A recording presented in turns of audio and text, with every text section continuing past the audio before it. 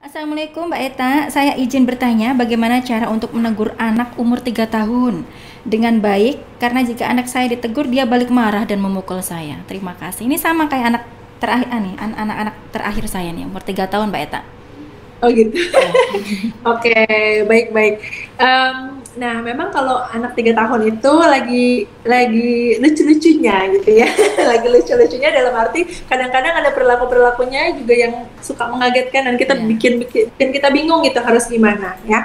Nah, tapi gini sebetulnya, em, kalau yang prinsip umumnya adalah kita berusaha untuk memahami apa yang terjadi dan apa yang dia rasakan. Nah, tapi kita juga menjelaskan bahwa mukul nggak boleh. Dalam arti gini, kalau kayak misalnya tadi kan ditegur gitu ya. Nah, ditegur kita berarti butuh apa ya? Merefleksikan dulu gimana nih cara kita menegur. Jangan-jangan membuat dia jadinya merasa terancam sehingga harus melawan gitu. Konsepnya adalah manusia itu, karena kan kita punya otak ya, otak kita mengatur begitu. Kalau kita berada di situasi terancam, tertekan, kita bisa fight atau flight. Kita bisa jadinya melawan gitu kan, kira-kira kayak gitu. Nah, jadi memang mungkin kita butuh lihat dulu apa tadi ya. Saya tuh pengen menegur kenapa ya? Anggaplah misalnya dia merebut mainan kakaknya gitu ya. Terus misalnya kita menegur, kita bilang, adik nggak boleh gitu dong, masa mainan kakak direbut terus dia mukul kita ya. Jadi mungkin pada saat itu anak merasa terancam sehingga butuh fight gitu. Nah, jadi kita butuh perhatiin polanya. Oke, kalau gitu mungkin apa intonasi suara kita kah gitu ya.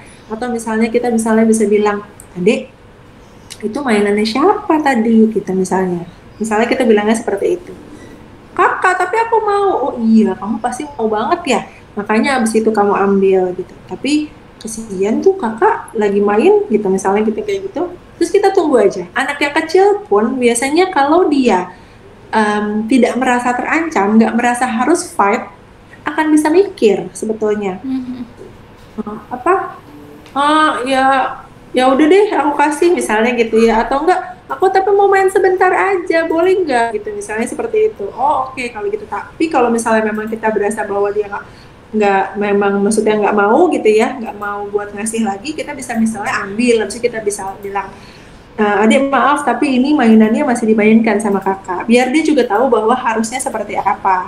Terus dia ngamuk tapi dia marah, ya nggak apa-apa, kita tadi mukul gitu ya, kita pegangin tangannya, kita bilang, adik marah sekali sekarang, marah boleh tapi mukul nggak boleh ya, karena mama nggak mau dipukul gitu ya. Udah, kita tunggu aja sampai habis itu marahnya selesai gitu ya. Nah, tapi memang kunci pentingnya ada di kita nih. Kita bisa ngomong kayak gitu tadi nggak, berusaha Kontrol emosi juga emaknya ya.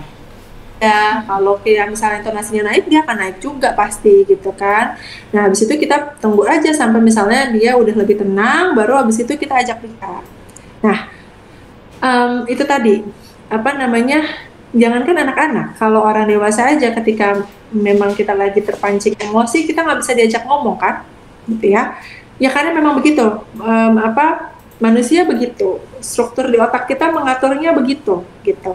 Jadi nggak bisa nih kita pakai, kita munculin logikanya, kita ajak anak buat berpikir, nggak bisa kalau lagi marah gitu. Jadi, nah tapi kalau nanti dia udah tenang, kita bisa ajak bicara lagi. Karena tujuan kita kan sebetulnya mengajarkan perilaku yang baik ya. Jadi momen-momen kayak gitu malah harusnya kita tunggu, kita habis itu anak udah lebih tenang, terus kita bilang bahwa adik tadi marah sekali ya sampai pukul mama gitu, misalnya bilang gitu.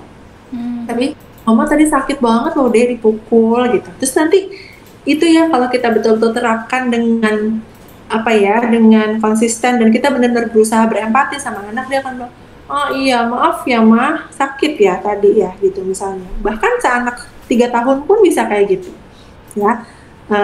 Kita tahan dulu nih apa namanya, wejangannya gitu ya. Tahan dulu wejangan, kamu nggak boleh gitu dong, kan kakaknya masa direbut, mamanya dipukul, gimana sih gitu misalnya kayak gitu.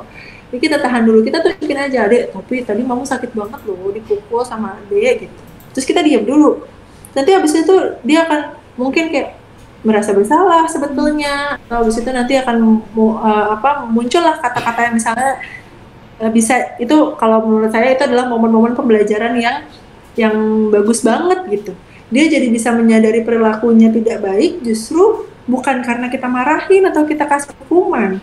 Nah, itu yang apa namanya, ketika kita terus-menerus melakukan seperti itu akan membentuk connection gitu ya di otaknya, sehingga nantinya dia akan tahu dengan sendirinya bahwa oh ini hal-hal yang harusnya nggak aku lakukan, oh ini hal-hal yang harusnya aku lakukan, dan seterusnya. Tapi memang pakai proses.